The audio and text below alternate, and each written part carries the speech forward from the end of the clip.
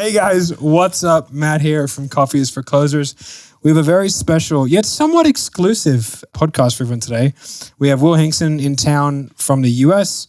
We have Mr. Pat Stewart from Canine Paradigm fame, and that one YouTube video that we did. That we said we were going to do regularly one time. Roll regularly enough. If we do this is two. Yeah. Yeah, this is two. Well, we did another one, but it didn't record. Yeah. My bad, My bad. Booger's fault. Anyway, so everyone here is part of Sales Sniper now. Everyone here is ex-Special Operations. The only one who should be here is Ben. However, we didn't have a fourth chair. So it's a logistics problem. Yep, there was a logistics issue. I blame Ben because he is the CEO. Yeah, it was Ben's job. Ben's fault. Yeah. He had one job. So what we're going to talk about is sales, persuasion, military, probably lots and lots of Anchorman references. And enjoy. If you listen to this podcast, you will make your first million within 3 years. I'm going to repeat that. You will make $1 million within 3 years of the first episode you listen to.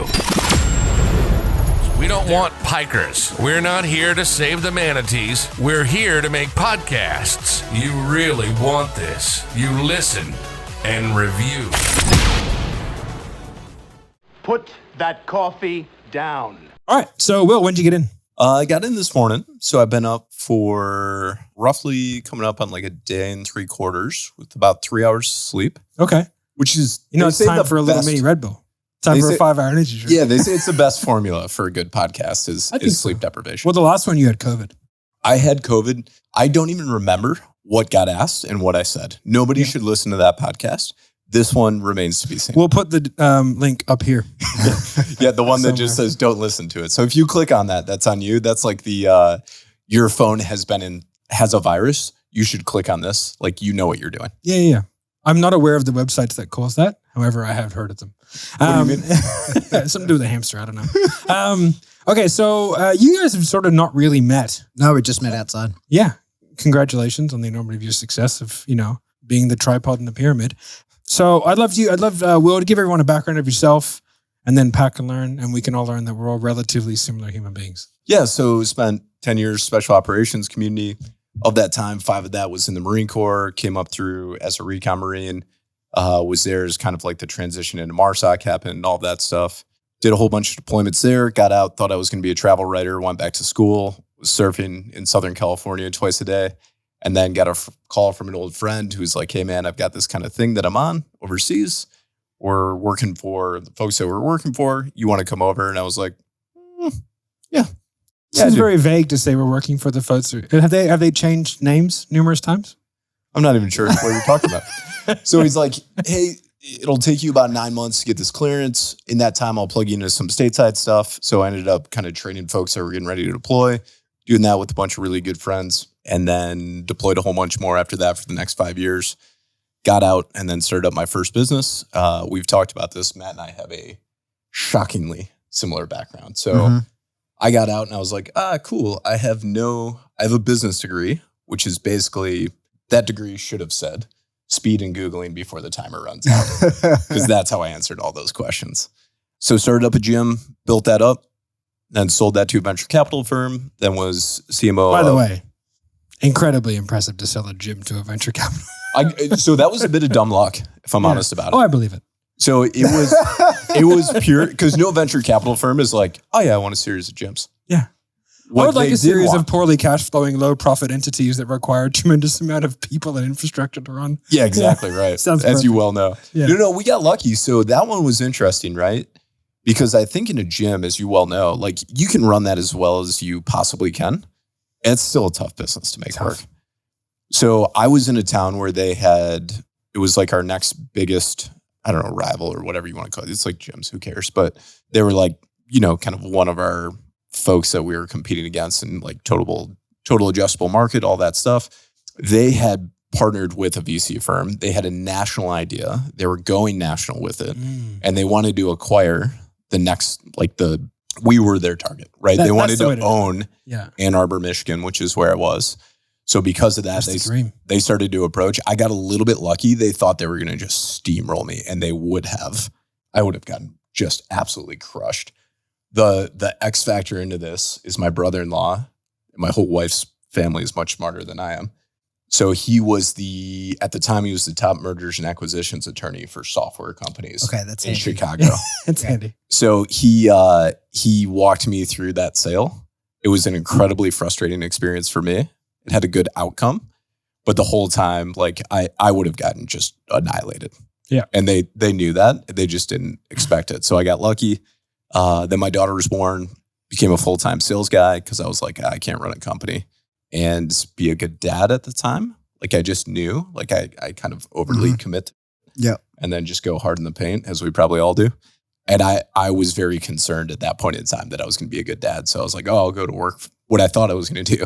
It's like, I'll go work for somebody else, help grow their company for, 3 to 5 years until my daughter goes to school. And then at that point, I will have thought of something of the next venture, make sure it doesn't compete with whatever I've been doing just out of, integrity and being a semi-decent human.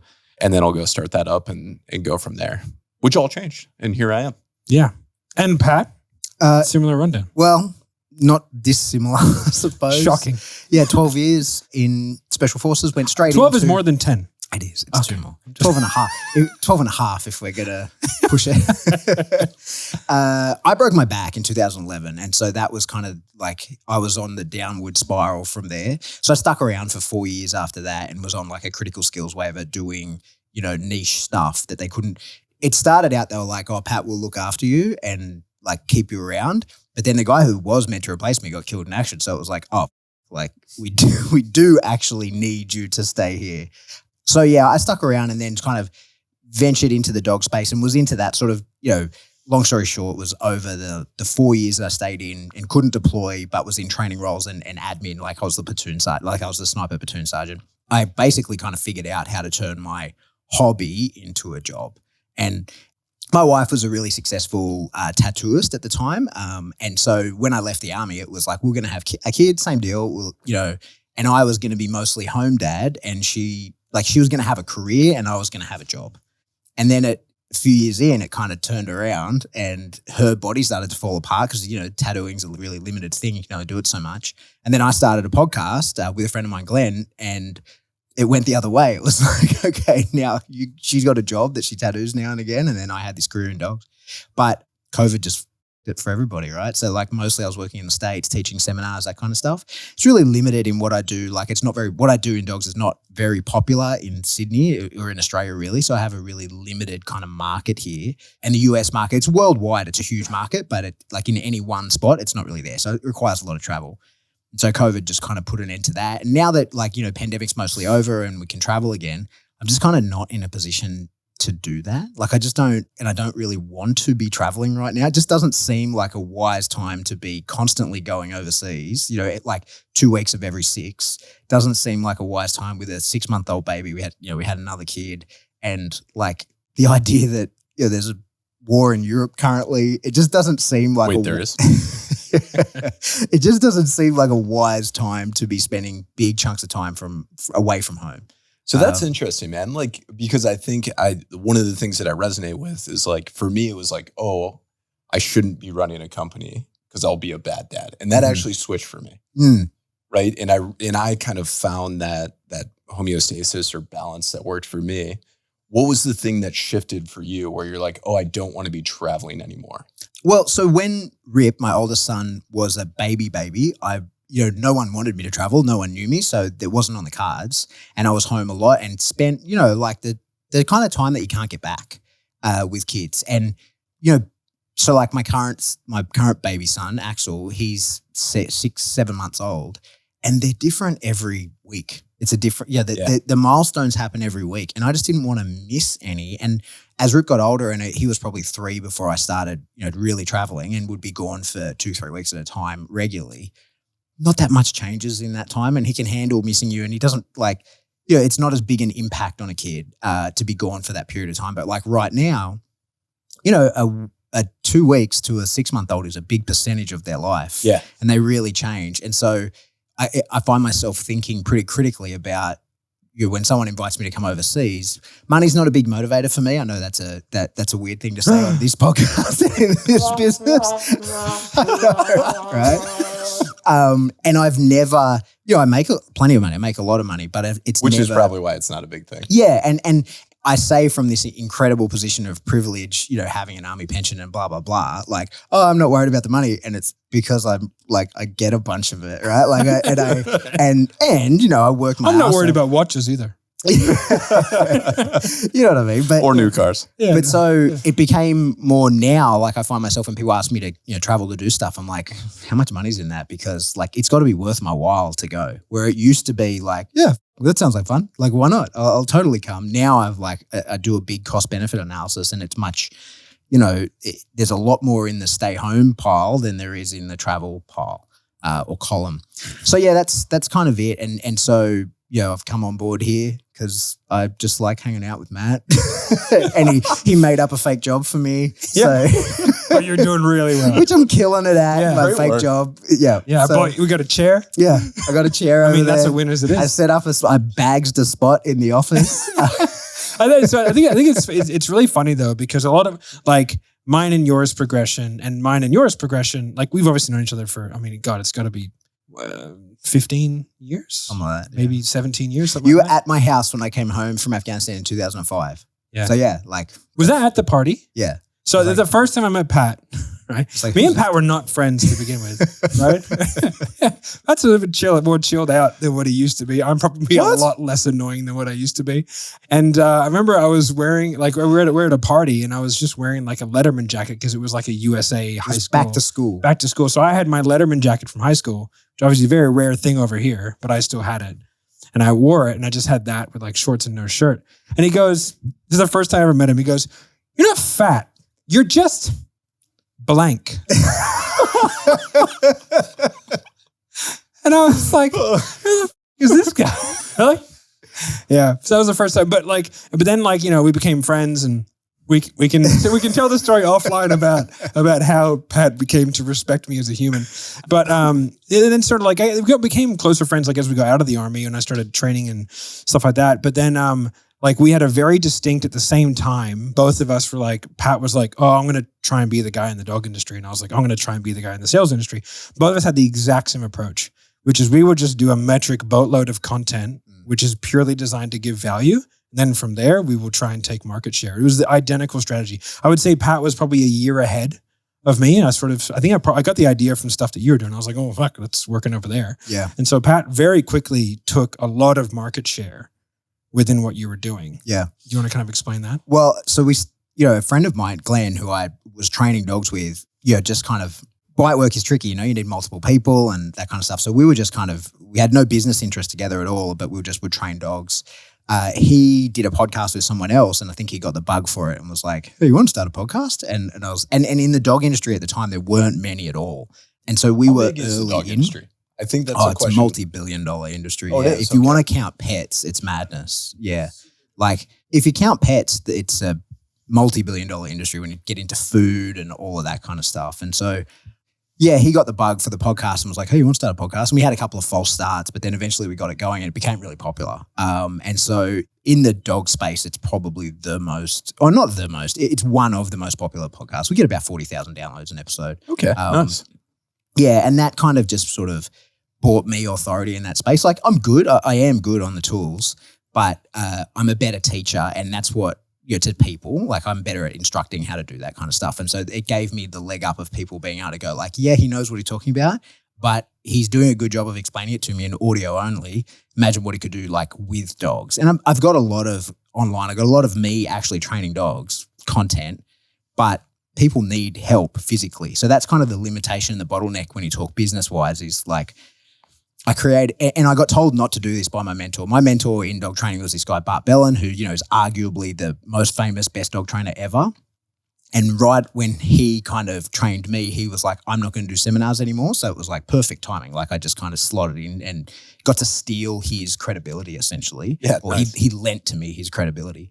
But the issue is, no matter how much content you put out, and I have an online course, it's done really well. That got us through COVID and all that kind of stuff. But there's always demand for in-person training. Like people, Yeah. and as a decoy, like I'm mostly in the bite work space, someone's got to get bitten, right? And that's like, it's been weird because I kind of got to this pinnacle and it's been annoying with COVID. Like my career was headed in a particular way.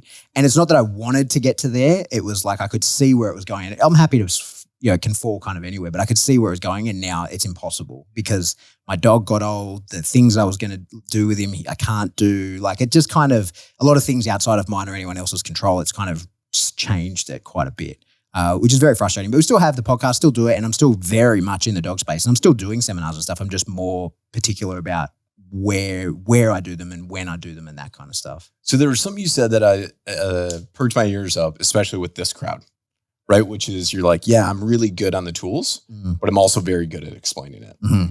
And I think that tends to be pretty consistent with a lot of our group. I would love to hear from your perspective as well as Matt's perspective, because I know what my process is on taking stuff in. So where I understand it well enough that I can then go teach it in a way that can be easily consumed, taken in, and then like exponentially put people ahead. Mm-hmm. I would love to hear from both you guys kind of how you view that process for yourself personally to get to the point where you can teach it. Mm. Well, I think I'm relatively obsessive, which is, I think, very similar. Like me and Pat once were like, hey, you want to lose weight? We're like, yeah. Okay, we'll have a competition to see who can work out the most in 60 days. And so we had these MEP meters, it was, you get like points, right? You do a heart rate thing. And depending on what heart rate you have is like how many points you get. So I bought an assault bike and like it's like live updates, right? And so I'd finish an hour workout on an assault bike, just punishing it. And then I would log into my app and I would see him working out, walk straight back down, right? It actually got unhealthy. Oh yeah. It was like I was working out. I was working out 4 to 6 hours a day whilst doing full-time everything. Yeah. This is Ross doing sales calls. And then like Pat ended up beating me. And like the last day I was like, I'd worked out 48 hours prior. I'm now mathematically eliminated, right? Like I can no longer win. And so I'd go to the boys and I was like, if you see Pat or talk to him, just be like, hey, I saw Matt running like down the road. It's so weird. Like, what's he doing like that? So he told me, he called at 48 hours early. And it's like, I can't. In the time that I have, even at max points, I cannot catch up to where you are. And I was like, that sounds like something someone who's trying to trick me into being complacent would say. So until the midnight of the actual challenge ending, I was out running hill sprints until midnight, right?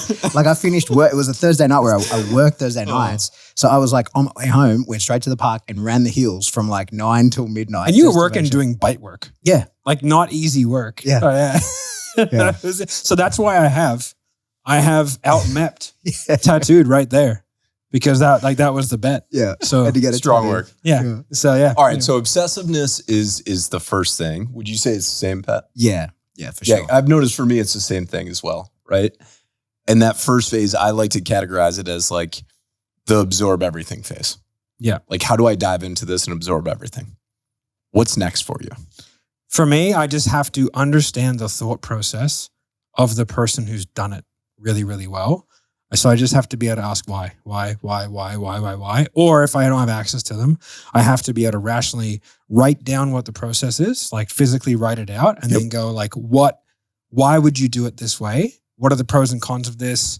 And then like when I was learning NEPQ, I just wrote out the script and then I was like, okay, why would this be this way? This makes like, I know it works and I know it must make sense for a certain reason. Why does it make sense? And then once I can understand that, then you're done because then you're like, oh, not only do I understand the how, but I understand the why. And then I can start to attribute that thought process to everything relating to it. And so it starts to make everything very, very clear. And then you can tailor your training to get better at it at the thought processes that you understand either the most or the least, depending on if you want to lean into your strengths or like lean into your weaknesses, And so like with NEPQ, like when I was selling, I knew my natural strength was objection handling. So I basically ignored everything Jeremy told me about objection handling until it was time for me to learn his way of objection handling because mine was so strong as it was. So I just focused on like the parts of it that I knew would create the highest value proposition change for me and then just dove through step by step. Yeah. And to be fair, Jeremy's way of objection handling is quite elegant, the way that he does it, right? It was actually the thing in NEPQ that took me the longest to understand of Jeremy's. Besides, and this will sound funny, the way that he actually utilizes situation questions, which is the same way you utilize hooks. Yeah. Those two things took me a very long time to understand. And you had a process that was a little bit more especially the way I've heard you describe it, is a little bit more blunt, a little bit more Or hammer-fisted. I wouldn't say it is. It's pretty blunt. I teach sales for dummies. Yes. Right? Like, if you ever look at Marco, incredibly elegant sales. Oh, yeah. Beautiful. I have no to give about it. Like, I have no intention to learn it. I don't care. It's beautiful. I will look at it. I will listen to it in awe. I have no to give. Right? That's because you shouldn't have to come in as head of sales and then learn not only Jeremy's style, but then your style and then Marco's style. Yeah. And then, so I had to decode everybody's style so I could understand what was being taught inside of Sales Sniper. Mm-hmm. So I then could actually just coach our reps. Yeah. It actually took me like months and months to figure the way it out. I figured, Jeremy's so good. I was like, that is 10 years away. No matter what I do, it's 10 years. Right? So I have to figure out the way that gets me the best in the shortest possible time. So I created NEPQ for Dummies. Yep. Like, fully blown, this is the stupidest way you can possibly do this, but like, this is extremely effective. And then you reduce, like, it's got so many things in there that now I don't do many of them at all, because it's like training anything, right? You have all these tricks that you use to like bypass skill. And then the more skilled you get, you don't need the tricks anymore. And so there's pros and cons to doing it in each way, but like that's why I can get like very average salespeople to become quite good very quickly, is because the way in which I explain things is the stupidest possible way to do it, but it is really effective. Well, and I think it goes back to something that you mentioned there, which is like kind of titrating up with skills as you go so it can become more elegant. Because that, you taught me a hook a long time ago when I was selling on one of our accounts, where it was like, hey man, this will sound super random, but like most realtors I find are like either watch guys or car guys. Which one do you tend to lean towards? Yeah. I pulled that out the other day on a sales call because I was like, oh, it's the perfect spot for it. So I think it's having some of those things in your back pocket where you're like, this is the right place, as opposed to just utilizing it every single time. Yeah. It allows you to price anchor. So you can establish a value of something that is essentially not a value, like a watch. Who cares, right? If you're not willing to, if I'm willing to spend $50,000 on a watch and I'm not willing to spend $5,000 on a course, I am a moron. Yeah. So you can just essentially price and value anchor, and then you can bring that back. So it's a tool of the trade that you can use. And there's probably sort of like a ubiquitous concept across dog training or whatever.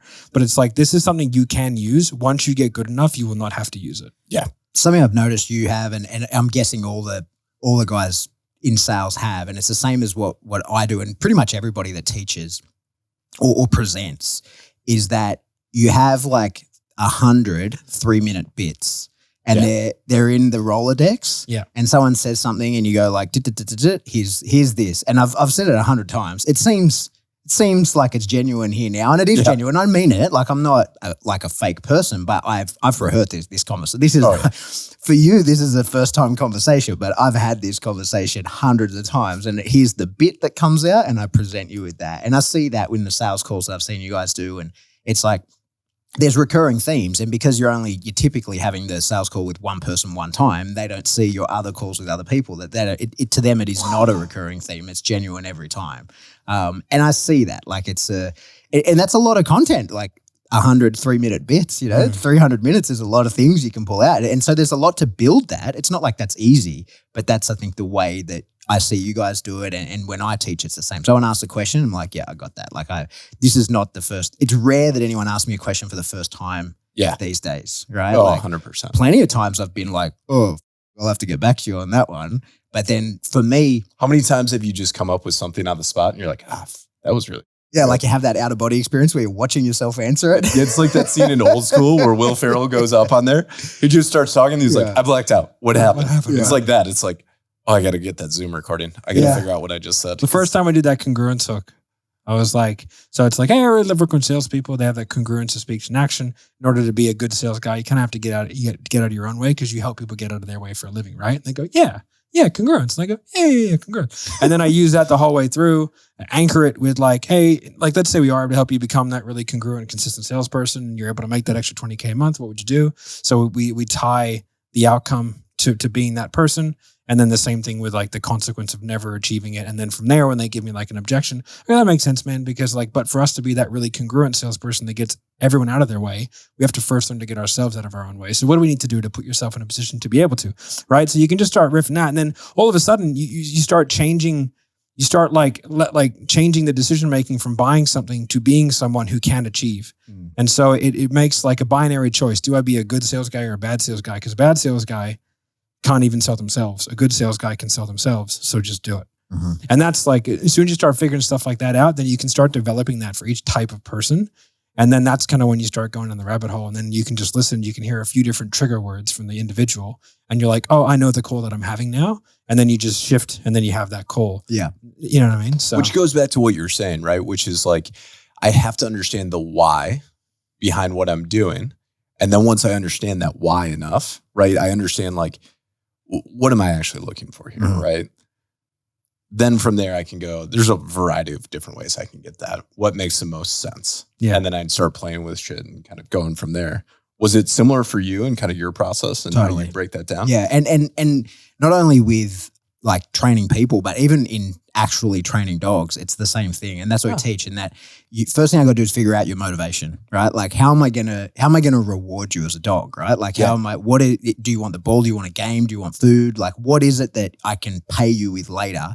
And they give that to you for free in the start. And then I've got to develop a system of communication prior to that so that I can say, that's correct. Here's the payment. And now I've got everything I need to manipulate the dog to do whatever I want with it. And so it's the exact same with people. So you've got like status, money, significance, you know, like those sort of needs of people. As soon as you figure out their motivators, then you can figure out the language patterns which give them that. Yeah. That's why when you got deep into this stuff and I was so, you know, dog training is behavioral manipulation. That's what you're manipulating dogs, but the processes. We prefer persuasion. Well, see, this is the thing. See, that's right. So in my space, it's not at all. We know that's what we're doing. I'm manipulating this dog. But you can't say punishment.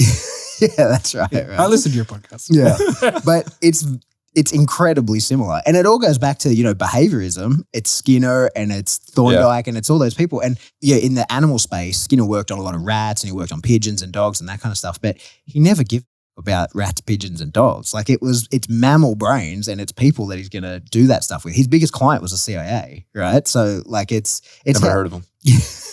Manipulation is, well, what do you guys call it? You call it persuasion. It all works the same. Mammal brains are mammal brains. What do you want? How do I show you a path to getting it? That's it. The difference in it, I'll articulate this for this conversation because it's probably important for the listener, which is like the difference between persuasion and manipulation is persuasion is just something that you already wanted to do or kind of clearing the path in order for you to get there, whereas manipulation may not be in your best interest. Yeah. And maybe I should use persuasion as well. But it is the same. It's that like, hey, there's a thing that you want and I'm going to show you how to get that. But in order to get that, it's via the thing that I want. Right? Yeah. And it's just motivation is the key. That it's in dog training and then in training people, it's all about motivation. Without that, you have nothing. And so when I figure out what is it that you want, okay, now I'll give it to you for free a few times.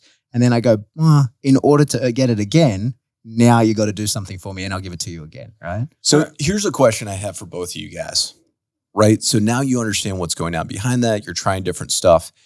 There are a variety of good teachers out there and coaches and methodologies and way more bad. How do you start to wade through what's good and what's bad for you inside of that process as you're starting to get to that point of mastery? I learn in a very particular way though. So like I cannot absorb anything I read. I absorb everything I hear. Everything. Okay. Every conversation I have where I feel like it's an important conversation, I will retain basically 100% of it. So every conversation you and I have ever had? Yeah. I mean, one or two of them. Yeah, at least one of them. Yeah. So like I have a very good retention. So like for me, like that way of learning and being able to interact with the person is extremely beneficial to me. So like how it's presented is really important for me. Like you can give me the greatest book on sales. I will get 14 pages in and go, what? I didn't read any of that.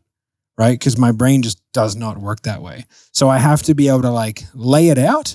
That's why I like whiteboards and stuff and why you can see all this mad scribblings is because like that is how my brain works in like flashes of ideas and like clouds. And so like I have to be able to put it out there visually and then make sense of it myself and then be able to ask questions about it. So for me, it's like the delivery mechanism is really important. Okay. So like something like an inner circle would work fairly well for me. But like for me, like having access to Jeremy for even 4 sessions was worth more to me than like for me personally than doing a group training model. Like when I was trying to learn some YouTube marketing, it was $30,000 for the year. I said, hey, instead of me going to 4 groups a week, I would rather pay you $30,000 for 5 one-on-one sessions.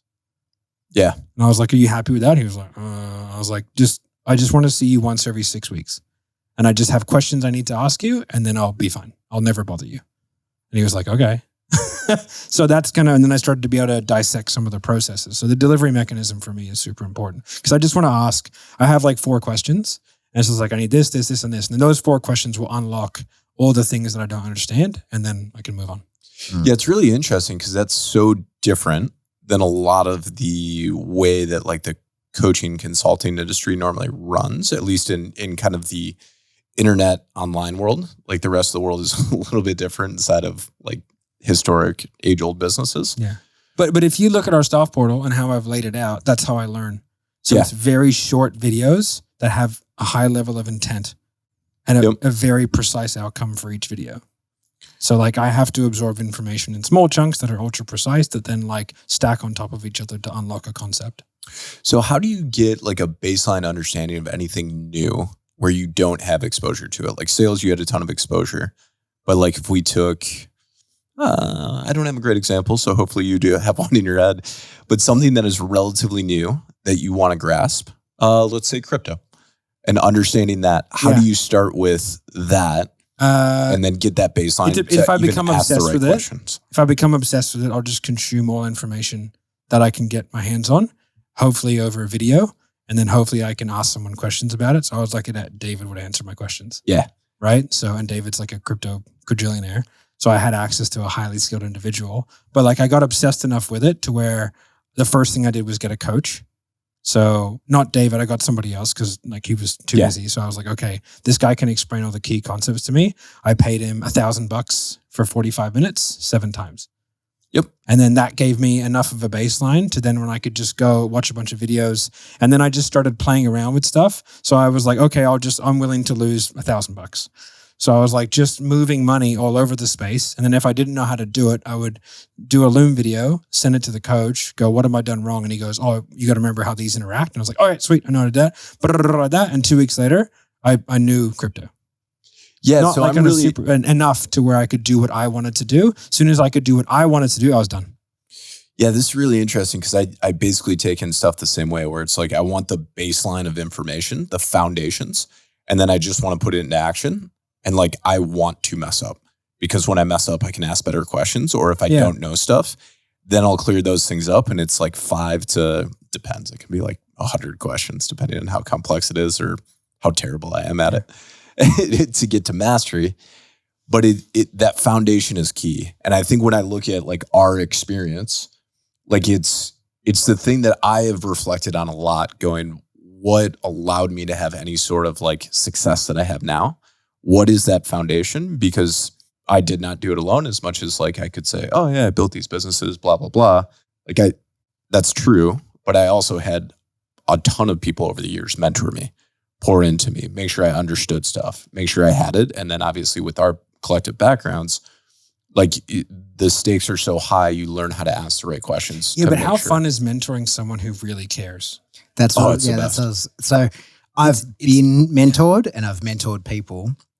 And never have I ever asked to be mentored, and nobody who's ever asked me to mentor them have I.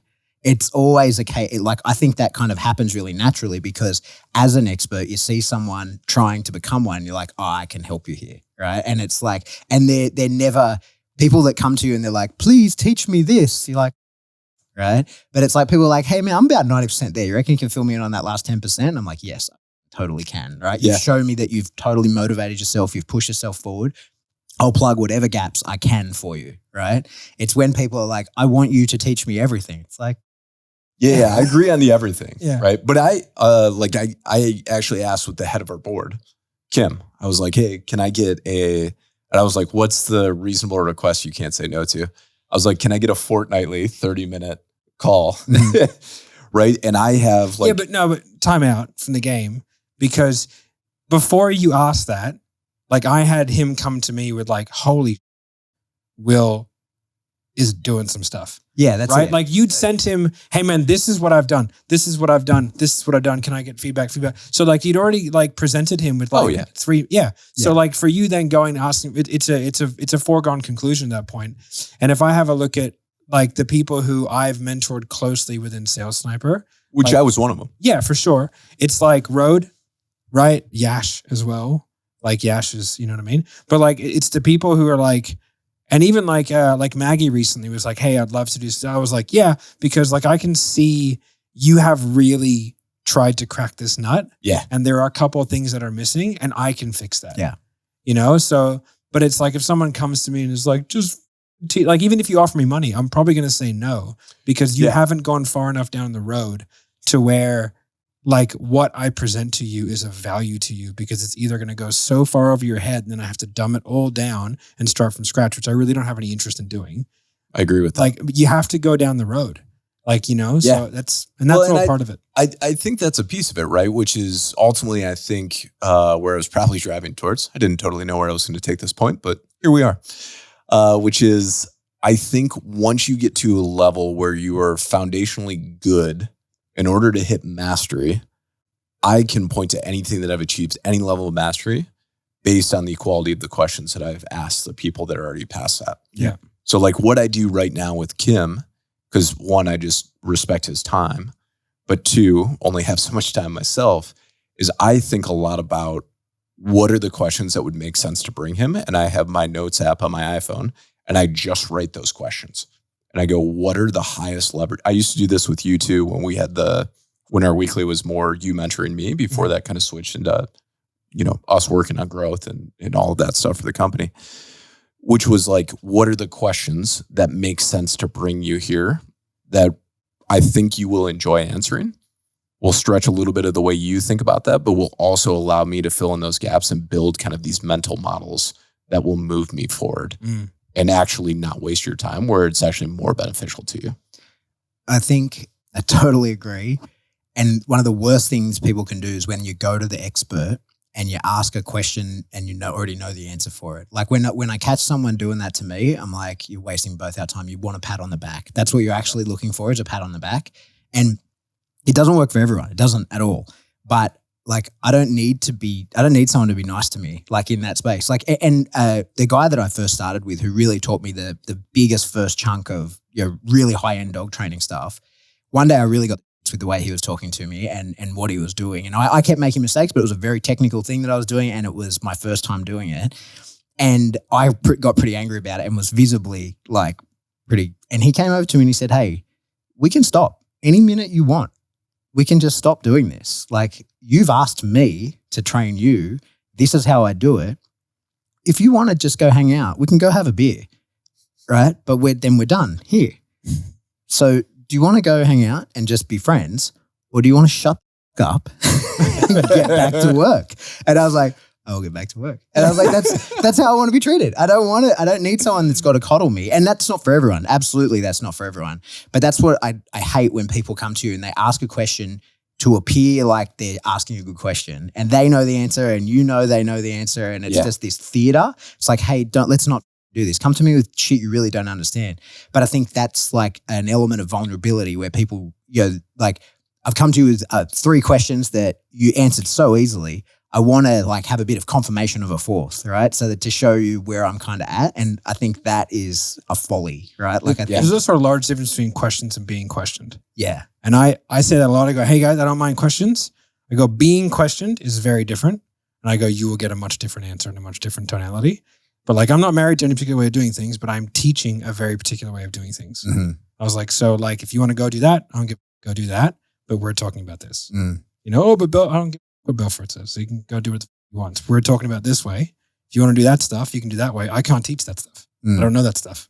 Right. So let's talk about this. I think it all comes back to like in my mind, like I get angry during trainings, not angry, but I crack during trainings a fair bit when people ask the same question a lot.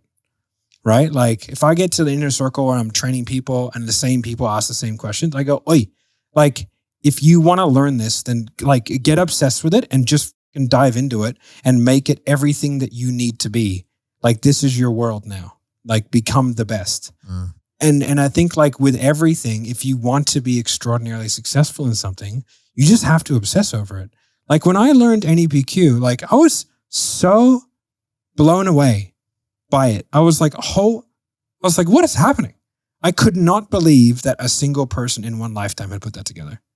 I was like, yeah, it's brilliant. It is brilliant. It is like beyond, I was like, wow, if you figure this out, you're multimillionaire. Like there's no ifs, ands, or buts about it. And I remember the way that Jeremy thought of me, looked at me, treated me, as soon as I asked one question, I said, hey man, are you doing this because of this? And he goes, yeah. And he goes, and in 15 years, you're the only person to figure that out. And I was like, it makes a lot of sense. And he was like, yeah, it does. And I was like, cool. Anyway, I had that. And then like a week later, he's like, hey, do you want to be my sales guy? You want to be best friends? Yeah. Did we just become best friends? Yeah. And I think like with mentoring, my thought process on mentoring, I've said this before, is the worst case scenario is that they stay your mentor. Yeah. Like, that is the worst case. They need to become a friend that you can ask a favor of. And they need to be invested in your success. So like if I get mentoring from Jeremy, like Jeremy is my sales mentor. He is the master. Now I have no intention, need, want, or desire to be as good at him in sales. And I've been very upfront about that. I will get better naturally of my progression, but I will not attempt to. Right? Like I would like it's all downhill from here. Yeah, Matt, let's be honest. I'm good enough. Right? Right? Like I've reached the point of diminishing returns. But it was just like, okay, like if I can do this right and I can make Jeremy invested in my success, then at the point in which I ask him for a favor, which makes me more successful, or for him to do something, then me achieving it makes him more successful because my success is hinged on him. And so when I went to him and I was the sales guy and I said, I can run this company better than the people who are currently running it, give it to me and I will fix this. And he was like, okay. And that was it. And I fired everybody. All right. So I have another question. And this is based on a conversation I had with one of our guys earlier. I did a coaching call with him, I don't know, probably about 6 months ago now.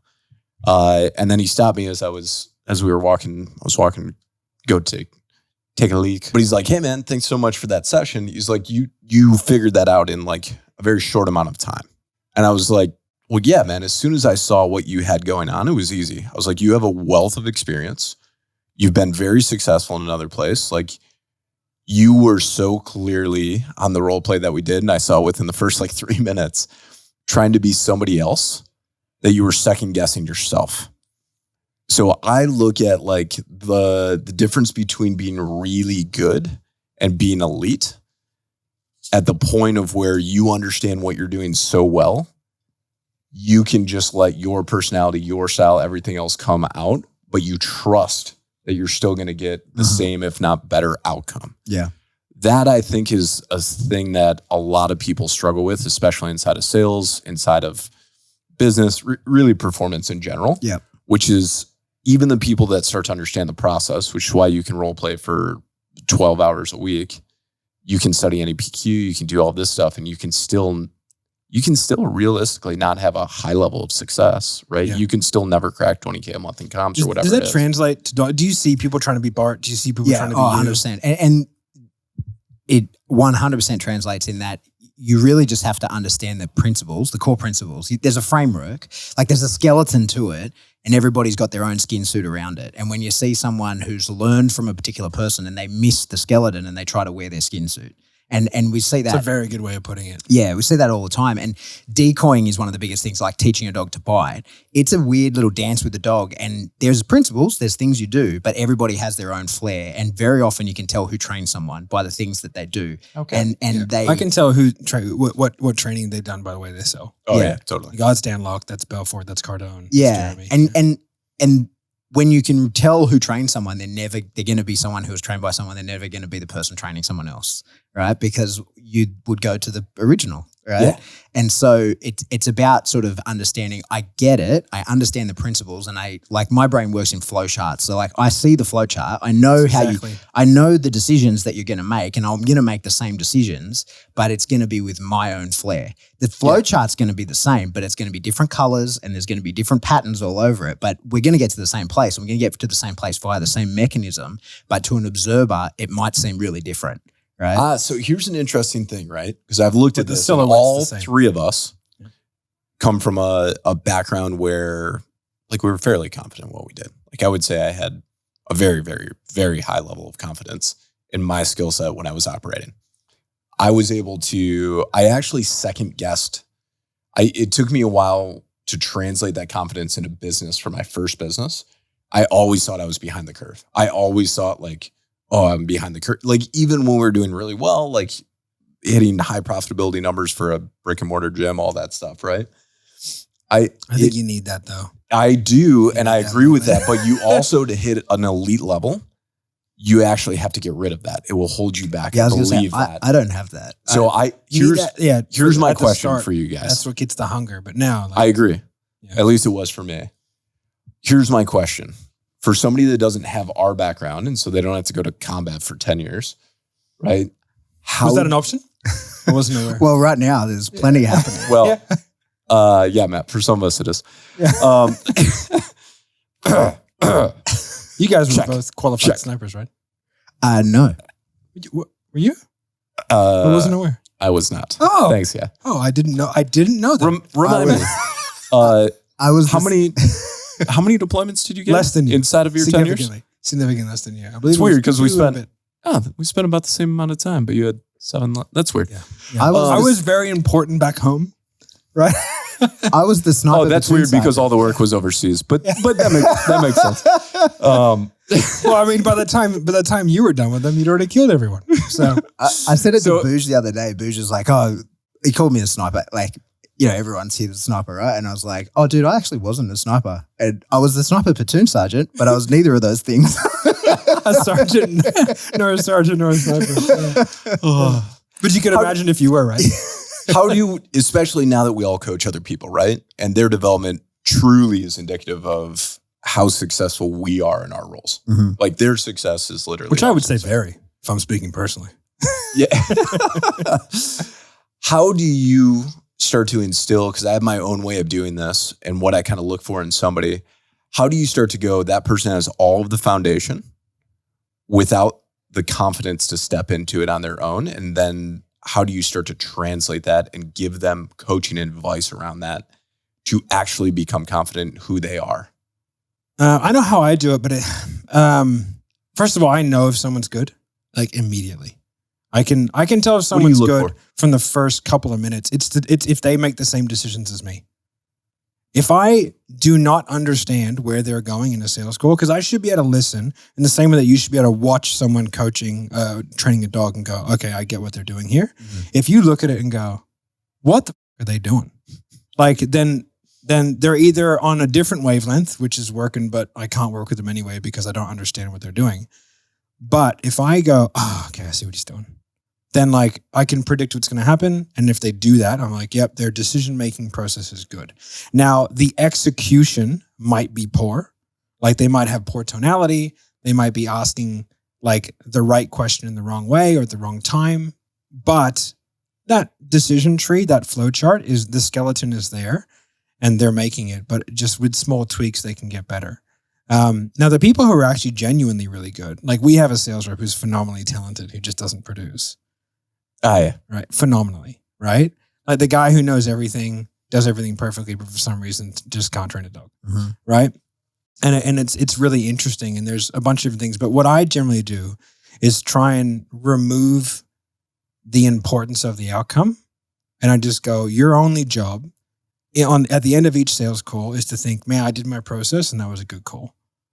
So if we just remove the outcome and then we just insert the new outcome of I'm doing the process.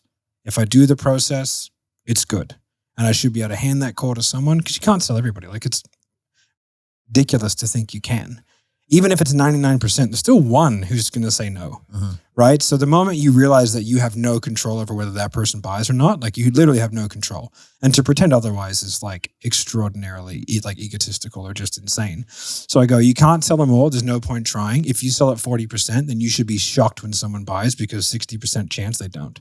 And so just focus on doing the process, and that's all I want you to focus on. And at the end of every call, you've done your process, you high five, that's it. If you get to that level, then you'll stop caring about the end result. You'll just start caring about the process. And then you'll become so obsessed with doing the process every time that the end result will come anyway. So I have a threefold way to approach this that's developed over, because part of my role, especially 6-9 months ago at Sniper, was somebody was struggling. And then Put him in jail. it didn't start out that way. It did end up that way. Yeah, Will Hink's in jail. Yeah. So You go to Will. all right. This is why everybody's afraid. So when you're I the Slack sergeant message at him. arms. Yeah, that's literally exactly what it was. Matt didn't want to be the bad guy. I came on and then he was like, hey man, will you have a conversation with this person? And this escalated and I started to realize what was happening as it continued to happen. But one of the things I've realized, You hate it too, don't you? I don't mind it because of the amount of people that have come through the other side. Yeah, it killed the game. Right? Change people's lives. Yeah. So now, to be fair, like, and I've looked at the stats, like it's 60-40, like 60% chance you'll come through, but 40%, you're probably done in sales. Like there's just no question. It's for the best. Writing your name on the wall in lipstick for the rest of their life. Yeah. Glad I called that guy. I'm so glad you guys understand movie quotes at such a deep level like I do. So within that, the way I approach it first is I go, hey man, very similar to what you do, Matt. Like, what are you looking to do here? What were you looking for in that? It's like, okay, you understand what's happening. And then if it's still not connecting, usually the first thing that I do is I go, like, you know your process. We've walked through this. You're actually second guessing yourself. I can literally see your thought process, which is you're going, oh, I should take them here. You're thinking about the way to formulate the question, and then you're going in. This is with people that have practiced like thousands of hours, right? They role play like an hour a day. They go through this, these are people putting in the work. Like proper students. Yeah. And they still, like, they can do it in a role play, but it's just not connecting. And I go, all right, man, I think what's happening is you're actually thinking so much about what you need to do that you're not trusting the fact that you actually know what to do. You can hear their internal monologue. Exactly right. Yeah. So I will speed them up. And I got this actually from the 12-minute sale. So I do it a little bit differently than the way you do it. I took it from one of my boxing coaches, like probably 15 years ago at this point, because I used to do a little bit of the same because I was doing way more powerlifting at the time. So it was a little bit more muscular, but I was not as fast and I was not as fluid. And so he was like, dude, you look like a refrigerator. Did you just call yourself muscular, fast, and fluid? I did not. You have eyes, right? You're welcome. It's a real problem when, you're so but he was muscular, like, hey, fast, you and look like a refrigerator that's trying to twist. Like, what are you doing? And I was like, I don't know, man. I think I know. No. I was just so like tense. Yeah. Boxing. There was no fluidity to it. There was no weight transfer. There was no engagement in the hit. Like, there was a lot of shit missing on a functional level. He's like, dude, and he just sped me up. He just went, all right, here's what we're going to do. And he just kept speeding me up. And he put constraints on me in such a way that I had to stop thinking about it. And it was in that process that I could actually start to trust that I just knew what to do, is because I was overpaced. So what I'll do is I'll overpace somebody, right? And then I'll go, hey man, you just did everything correctly, which means that you're literally just overthinking this. So all you have to do is just trust that you know what to do and just run through it, because then you can actually just engage with the process. You can get into a little bit of flow. Quite frankly, I think you're gonna have more fun. You're gonna get a better outcome, and like, you can get out of your head and stop worrying about everything and feeling any sort of anxiety as you go throughout the day. And that, with the people that I've gone through where it's clicked, all of a sudden just become savages. That's what happened with Yash, in addition to some other stuff. Like, when it clicked, it clicked. It's the same with dogs, right? Yeah, well, I was going to say, I've got like a third way of explaining the same thing. Yeah, cool. Because we're all doing the same thing, but just explain it differently, is that for me, I always go back to the excellence is mastery of the basics. And I always talk about, so I did the direct recruiting to SF thing. So, I'm at the School of Infantry and I'm doing all the infantry and I'm like, I hate all this bullshit, right? I can't wait to be kicking indoors and doing cool guy stuff. I passed selection and I'm like, I'm ready to get issued my rocket pack and my laser beam. And then it's like, no, it's just the same as the infantry. Like, but more of it at nauseum until you can do it in your sleep with your eyes closed. You don't have to think about it. And I was like, what? And that's when I realized, excellence is mastery of the basics. And that's what I do with as many people as possible. I'm like, we need the basic stuff, like the kindergarten, the ABCs. You need to be able to do that without thinking. And then the more difficult tasks can occupy 100% of your brain while you're doing it, right? And so if you're still worried about the basics, then there's no chance of you doing the difficult stuff well. Get to the basics as like an automatic response that you don't even need to think about. And in gunfighter terms, I know it's what you sort of started with it's that same shit. You see people like shooting their gun stops and then it's like, oh, like what's going on here? And and so what I want and what, I'm sure all three of us would do is you feel that last round and you're fixing that while I'm taking in new information, right? Because the basics are happening, that's happening without me having to think. And the difference is I'm using that 3 seconds to find out battlefield information rather than fixing this minor problem here because that's happening automatically. And that's what I try and instill with people with the dogs when I'm getting them to train. And I imagine it's the same with it's everything. What I want is those basic stuff to be like, that doesn't have to occupy any of my brain power. Yeah, exactly. All of my brain power can go to the more complex things, which allows me to appear way more competent than I am at the complex things because I'm super competent at the basics. Like the basics I'm all over and I appear like I'm really good at the complex stuff, but only because that's You've my got the 100% focus. Yeah, that's all I'm actually worried about. I'm not worried about any of that basic stuff because that's happening. I'm just finding it done, right? Yeah, I feel like when you have the basics, right? If you don't have the basics, you have to worry about what you're doing wrong. When you have the basics, you can start to focus on what am I doing right and how do I do more of that? And I think that shift is where people go from like baseline good, starting to get up into an elite level from what I've seen.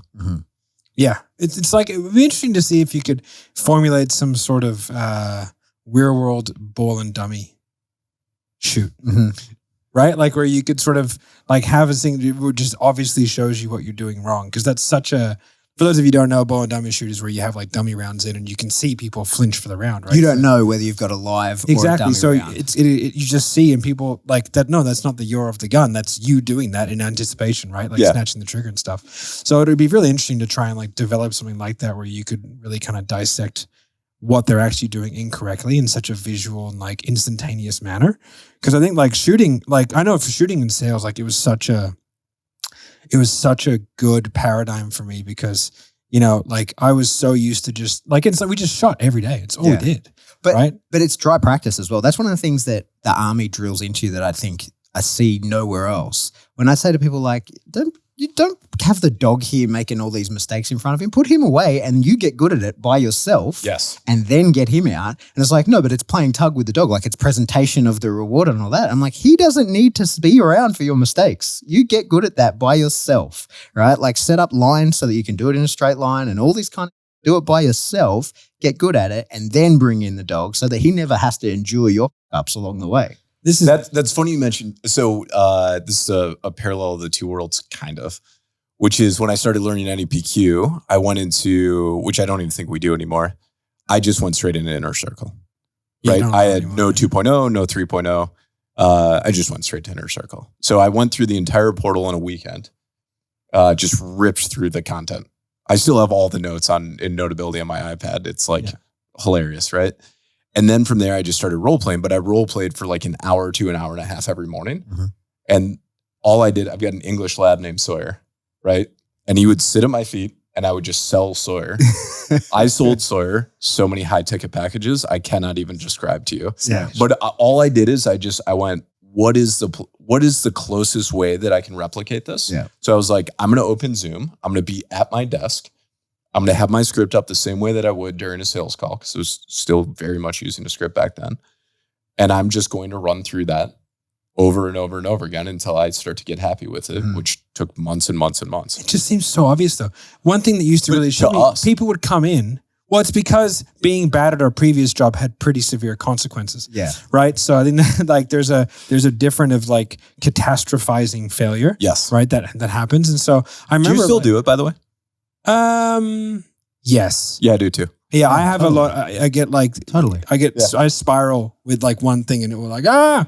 And then I fix it. But that's why Kim's good. It's good to chat to Kim. But that's worth talking about because outwardly there can be, I'm sure, maybe I'm not, maybe this is just me, but tell me, outwardly you can be very confident, you can do what you want. But the reason why I have obsessive, laser focus is because of a critical fear of looking stupid. Oh yeah. Like an absolute, all the catch cries, imposter syndrome and all those things. Like I have a crippling fear of being found lacking. Because in a former job, being found lacking was like you let the team down, you got someone killed. You're like so that is a crippling within me, that fear, and that's why I get hyper obsessed with things. Not only because I'm working towards something, obviously that's my primary motivator. I'm trying to get towards something, but I got a bear chasing me at all times. Oh yeah, I had there was a point in time where we had like 13 North American accounts. It's not that long ago, by the way. I was running all of those internal meetings every Friday. So every Friday was a 20-minute meeting stacked back to back for about 4 hours where I went through the numbers and then it was just find the bottleneck, find the issue, fix it, or come up with a plan to fix it or set it on the side because we're out of time. And then at the end of the day, I'll come up with a plan to fix it. And it went through all those. And eventually we had a guy, Sean Ray, shout out to Sean if you're listening, who started riding shotgun with me on these and now has taken over a lot of this role as my role kind of morphs here at Sniper. And he asked me one day because he's like, hey man, how'd you know that question to ask that person to get there? And I was like, oh, well, I just saw this and this. He's like, yeah, but I wouldn't have done that. He goes, where did that skill come from? And I had no better answer than I don't know what to tell you, man, 9 combat deployments and me being the way you describe it, overwhelming pressure and anxiety to make sure that all my guys go home and that we don't this up. Yeah. I'm like, that's what drives me. That's why I won't just accept a mediocre answer. I don't understand, or it's not something that's connect, or I didn't really fix the problem, or I don't understand it, is because now that's a structure that plays in my brain over and over again that serves me really well. But it was this overwhelming anxiety for a decade of, am I measuring up to this? Am I taking care of my guys? Am I doing everything that I need to? And I know we use this as a reframe now, but to make sure we get the best possible outcome there. And I can be at peace with no matter what happens because I know I did not slack at all there. That piece of it, I think, has served me really well. But I also have struggled with how do I keep that in check to know when is good enough? So how do you guys do that, especially if we're talking about elite performance? And I know we're going a little long here, but how do you guys start to keep that in check for you personally? Because I think a lot of our listeners are going to fall into that category where it starts to become somewhat anxious when they think about their performance. On my podcast, The Canine Paradigm, we did a whole episode on good enough is exactly that, right? People think of good enough as being close enough. Those are really different things. Oh, yeah. Good enough is exactly that. It's got to be good enough. It can't fail, right? And so, I sold 2 dogs this morning, right? And they were sold at a relative spec. But they were miles ahead of that spec, right? And the people who buy them don't need to know that because they'll figure it out when they start working the dogs. But they had to be good enough to pass. Now, no matter what conditions got thrown at them in their assessment, they had to pass, right? So in order to make sure that was going to happen, they're 10 times better than what they needed to be in order to get there because that's all that was good enough. They have to be good enough at every level, right? At every measure, which means you have to be exceptional at some and kind of okay at others, right? There's a spectrum of things, but you can never be found lacking. It has to be good enough all the time across everything, no matter the conditions, which means sometimes it has to be exceptional, right? Sometimes it has to be perfect so that on the day it can be good enough. Yeah, that's interesting. Matt, how do you approach this? I don't know, to be honest. I get so obsessed with being the best at what I'm doing. I can't think of anything else. And it was, to be honest, I wasn't that way in the military. I took my job far less seriously than what most other people did. And I think that was probably reflective in a few. Younger days. Noted. Yeah. Although I thought the job was serious, I didn't feel like we needed to take ourselves seriously.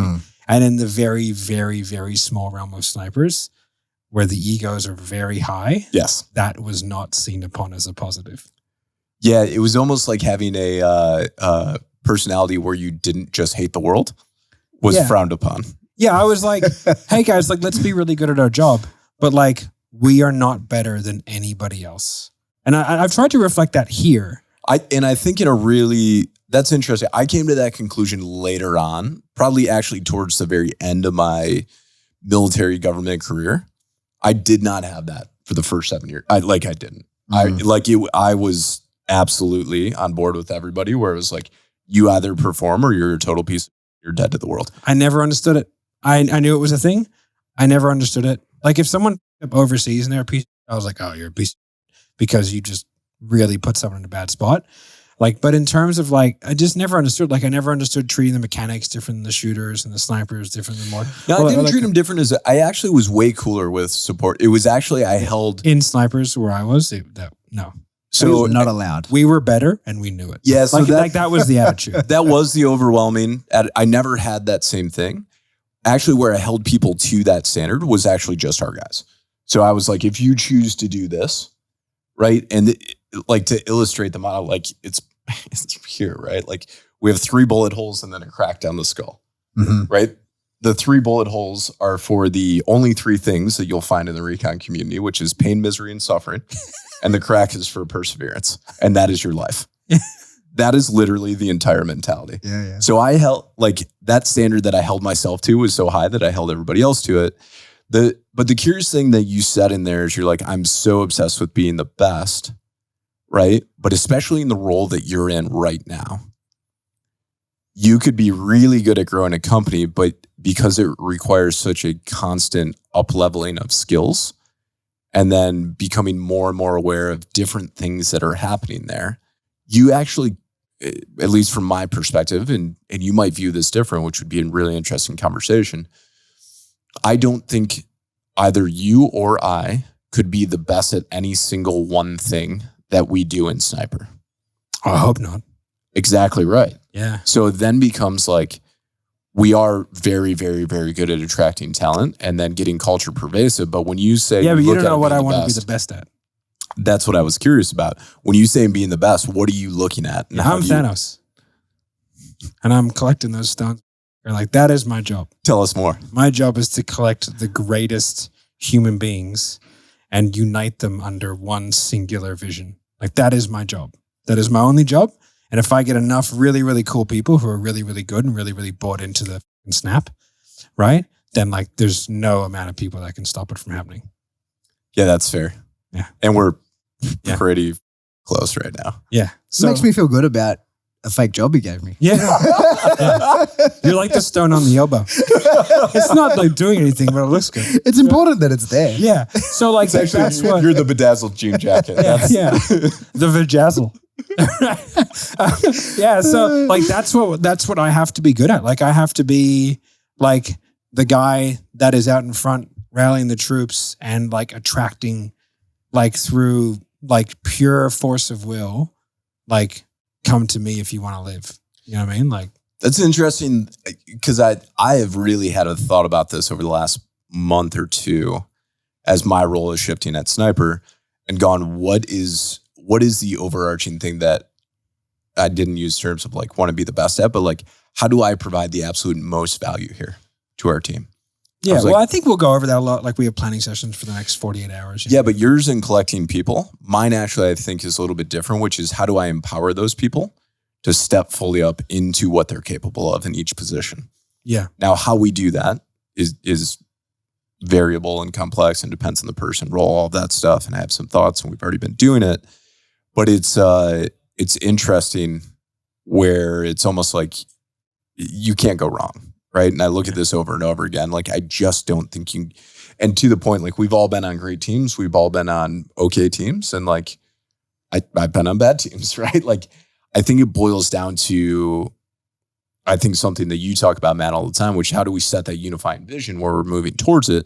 But also, I think with the very, very smart people, one of the things that I actually overdid as my role shifted, and I look at it and it was a learning lesson for me, reflecting back on it over the last couple of months, because I did a lot of work in a relatively short amount of time to transition my role over to Jeff and to Sean.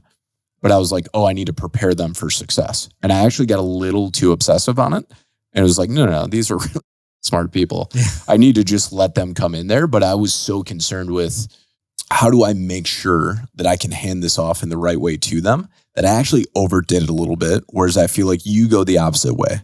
You're like, hey man, here's what we need to do. I mean, there's two ways to teach people how to swim, right? Chuck them in. You can either chuck them in and you'll probably figure it out, or you can allow them to go step by step. And I think both ways are valid. However, like you would choose some people to throw in and you choose some people to walk in. Yeah. Right? Like my son, I would never throw in. It's not how his operates. My daughter, I could throw her in and she would, like, that's, me and her are very similar personalities. She looks just like my wife, acts just like me. My son looks exactly like me. He is my wife, right? Like the same sort of things. So like, it just depends on who you are and sort of like, I like to figure out, okay, well, like, you know, like with James, like we're partners, but I've known him for a long time and I've mentored him for a long time, and how I treat him in terms of like when I was sort of mentoring him through different things, like it was very step by step. You know what I mean? And he's very intelligent, so he picks up things really, really quickly. But like I would not throw shitloads of responsibility on him immediately. I would parse them off, you know? But like I bring Pat on and I'm like, hey dude, I'm overwhelmed. I can't do this anymore. Like just go do it. And he's like, oh, okay. Like I'll go do this. And it's like I have ultimate, I just know it's going to work. Yeah. I just know. It's like, oh yeah, sweet. Like Will's going to come on. All right, Will, you go do this now. Let me know if you have questions. Yeah, you threw literally with zero, this is how you do it, over and over again. It was like, hey man, we're thinking about, this is how the retreat came about. You're like, hey, I'm thinking about a retreat. I was like, yeah, that sounds like a good idea, man. He's like, yeah, I'm cool. glad you mentioned it. You want to take care of that? And I was like, yep. Do we have like a budget? You're like, yeah, I don't know, man. Like 20 to no more than 50 grand. I was like, that's a pretty big spread, but okay. And started running with now $120,000 later. So that was a learning lesson. But I think actually I preferred that. Here's the thing that needs to happen. You're a grown ass man. And like I'll work backwards. Of course, like that's but not everybody. But I don't think that's totally fair, right? No, the thing is, this is the thing about snipers. Is snipers are the only people in the military who are told what to do, not how to do it. Fair. There is a mandate. I need this done. Nobody understands how they do things, or, you know what I mean? There's too many nuanced compartmentalization when it comes to snipers as a skill set that like the upper management, like the brass, they can't know. So they just go, oh, we just need this done. And then snipers plan. They don't tell what they're doing. They just go, this is what we need to facilitate, and you go do it. So like that is how I function best. I go like, just give me the outcome. I will try. If you have a blueprint, like I'll give it to me so I can watch it, and then I can try and figure it out myself. But I think like for me, that's how I do it best. I much prefer that way. I don't like having to follow strict systems and processes in the beginning. I like to kind of make my mistakes. I think mistakes are extremely important to the learning process as long as you're tracking it and all that kind of stuff. So like, that's how I prefer. But again, you just got to pick and choose. Like I wouldn't, like even Ben, for example, like tossing him in the deep end is not super beneficial to his personality. So like we have to, like, it's been a very systematic, like increasing of responsibilities, right? And a lot of that's happened from like me and James, because I brought Ben in, like he was like the first big hire that we did from a pure administrational standpoint. And so it's been a very titrated sort of responsibility over the last 12 months, because we hired him in January of last year. Yeah. Right. So like it was a much smaller company then. So there's been a really good titration. To throw him into this, what it is today, would be very difficult, because he's so analytical and so like process driven that to drop that man into the madness would be very difficult. But if you can do it in the right way, he'll like crush the game. You know, so everyone's just different. Yeah. Makes sense. Yeah. We've gone pretty long. Yeah. Good spot to wrap it up there. Yeah, I think that's a good spot as any. Yeah, sounds good. If you like this kind of content, guys, make sure you comment down below. Let us know what your thoughts on some of the things that we went over today. How do you like to be trained? How do you like to train people? What are some things that you want to be mentored in? And how do you want to be mentored in them? Yeah. It's an interesting conversation. Yeah. Let me know if you like the style of the YouTube videos that are out, because I do have a real job. It's not a totally fake job. I am doing stuff. A real job, literally. Yeah. Yeah. Yeah. All right, guys. So make sure you like, subscribe, hit the notification bell, all that kind of good stuff. If you are listening to this audio only, make sure you hit the sub button and share this with someone who could find some benefit from it. But thanks for watching. Thanks for listening. And we'll speak to you guys soon. You know, in bite work, the person who's getting bitten by the dog. Oh my God. Who set that up? So Matt, the question that you asked before we started filming, how many special operations guys does it take to set up a podcast? We have not answered that question successfully. I will place my finger here For the entire time. Yeah. We need a different setup in here.